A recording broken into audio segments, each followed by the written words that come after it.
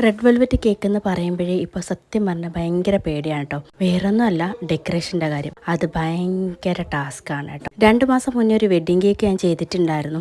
അതെനിക്കൊരു അബദ്ധം പറ്റുകയാണെന്ന് ഞാൻ വ്യക്തമായിട്ട് പറഞ്ഞിട്ടുണ്ട്. ആ ഒരു കസ്റ്റമർ തന്നെ ആ ഒരു ഗ്യാങ്ങിലേക്കുള്ള കംപ്ലീറ്റ് ആൾക്കാരുടെ വെഡ്ഡിങ്ങിനുള്ള കേക്കുകൾ ഞാൻ തന്നെയാണ് കേട്ടോ ചെയ്ത് കൊടുത്തിട്ടുണ്ടായിരുന്നത്. അതവരുടെ നേരത്തെ ഓർഡർ തന്നിട്ട് ടയർ കേക്കാണ്, മോഡൽസും കാര്യങ്ങളെല്ലാം ചോദിച്ചിട്ട് ആ ഒരു ഗ്യാങ്ങിൻ്റെ എല്ലാ വെഡ്ഡിങ് കേക്കും അങ്ങനെ തന്നെയായിരുന്നു കേട്ടോ. പക്ഷേ ഇത് എന്തുകൊണ്ടോ അവർ നേരത്തെയും പറഞ്ഞില്ല, അവർ മോഡൽസും ചോദിച്ചില്ല. ഞാൻ കേട്ട പ്രശ്നം കൊണ്ടോ എന്തോ ആണ് ആ ഒരു കേക്ക് അങ്ങനെ ആയി പോയിട്ടുണ്ടായിരുന്നത്. പക്ഷെ അവർക്ക് ഒരു പ്രശ്നം ഉണ്ടായിരുന്നില്ല. കാരണം അവർക്കറിയാം ഞാൻ എത്രമാത്രം എഫേർട്ട് എടുത്തിട്ടാണ് ഓരോ കേക്കുകളും ചെയ്തു കൊടുക്കുന്നതെന്നുള്ളത്.